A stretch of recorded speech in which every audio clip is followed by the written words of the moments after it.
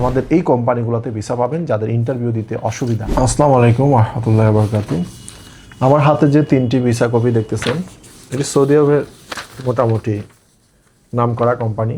এখানে আমরা স্পষ্ট ডকুমেন্ট দেখাইতে পারবো না কমিউনিটি গাইডলাইনের কারণে। এটা ভিসা হয়েছে, আমি নাম বলতেছি 10/6/2026। ওনার নাম হচ্ছে মোহাম্মদ মনির হোসাইন শেখ। উনি একবার তাকামুলে ফেল করছিল, আমরা আবার ওনাকে প্রশিক্ষণ দিয়ে ইনশাল্লাহ তাকামুল ব্যবস্থা করে দিছি। ওনার ভিসাটি হয়েছে আল ইনসাত কোম্পানি, নামকরা কোম্পানি। আমরান হোসাইন, উনি এক চান্সে পাশ করছে। ওনার ভিসা হয়েছিল E1 কোম্পানিতে। এমডি মেহেদি হাসান, ওনার ভিসা হয়েছে E1 কোম্পানিতে। এবং আমাদের অফিসে নিয়মিত ইনশাল্লাহ টুকটাক ভিসা হচ্ছে। যারা ইন্টারভিউ দিতে ভয় পাচ্ছেন বা যাদের ইন্টারভিউতে অসুবিধা, যাদের বয়স 21 থেকে 35 বা 36, এরা আমাদের এই কোম্পানিগুলোতে ভিসা পাবেন যাদের ইন্টারভিউ দিতে অসুবিধা। আর যারা ইন্টারভিউ ইংরেজি টুকটাক কথা বলতে পারেন তারা ইন্টারভিউতে অংশগ্রহণ করতে পারেন। অবশ্যই মনে রাখবেন, ইন্টারভিউতে অংশগ্রহণের জন্য আপনাদেরকে আগে পাসপোর্ট জমা দিয়ে শিডিউল নিতে হবে।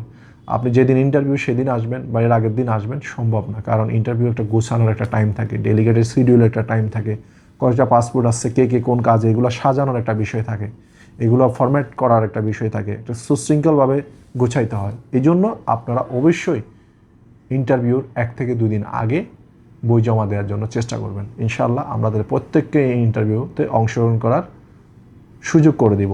আর যেই ভাইগুলো ইন্টারভিউ ছাড়া ভিসা পেয়েছে ওনাদের জন্য শুভকামনা।